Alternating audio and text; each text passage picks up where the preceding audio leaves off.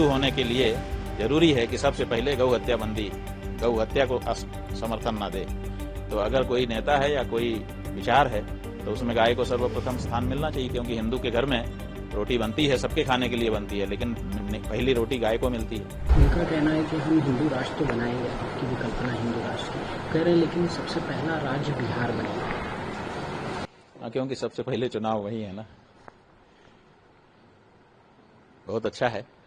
हम कहते हैं कि भारत का कोई कोना हिंदू राष्ट्र के नाम से संबोधित किया जाए तो क्या दिक्कत है, बिहार ही सही। लेकिन हिंदू राष्ट्र में गाय कटती रहेगी कि गाय का कटना बंद होगा? हिंदू राष्ट्र में नदियां बांधी जाती रहेंगी कि वो फ्री फ्लो में हो सकेंगी? हिंदू राष्ट्र में व्यभिचार को रोका जाएगा कि बढ़ावा दिया जाएगा? हिंदू राष्ट्र में जाति के नाम पे लोगों पे अत्याचार होगा कि उसको रोका जाएगा? ऐसे कुछ प्रश्न हैं जिन प्रश्नों का जवाब हिंदू राष्ट्र वालों को देना पड़ेगा। उनको अपना घोषणा पत्र जारी करना चाहिए।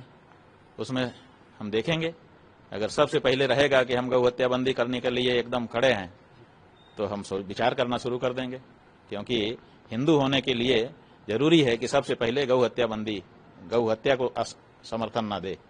तो अगर कोई नेता है या कोई विचार है तो उसमें गाय को सर्वप्रथम स्थान मिलना चाहिए, क्योंकि हिंदू के घर में रोटी बनती है, सबके खाने के लिए बनती है, लेकिन पहली रोटी गाय को मिलती है।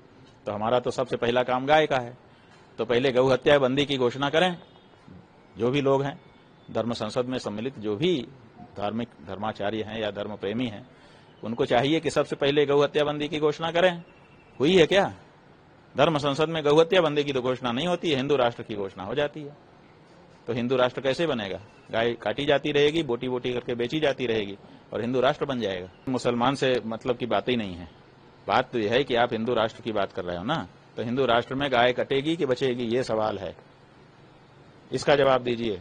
मुसलमान की क्या बात करते हैं? जो राजा होता है ना, राजा की नजर में उसकी प्रजा एक जैसी होती है। तो आप हिंदू राज्य की बात कर रहे हैं, तो हिंदू जो राजा होगा उसकी नजर में हर प्रजा उसका पुत्र होगी। तो ऐसी परिस्थिति में यहां हिंदू मुसलमान की कहां बात है? औरस पुत्र की तरह मानता है राजा अपनी प्रजा को, उसके कल्याण के लिए दिन रात चिंतन करता है, किसी को भी दुख नहीं होने देता है। अगर प्रजा को धार्मिक बनाता है, प्रजा अगर धर्म करती है तो 6% पुण्य उसको मिल जाता है राजा को, और अगर प्रजा दुखी रहती है तो 6% पाप भी उसको मिल जाता है।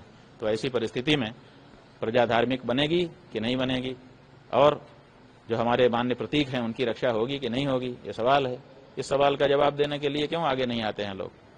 अगर कोई भी पार्टी है वहां पर, देखिए हम लोग तो गौ माता के लिए बिहार के चुनाव में हर विधानसभा से एक गौ माता का प्रत्याशी खड़ा करने जा रहे हैं।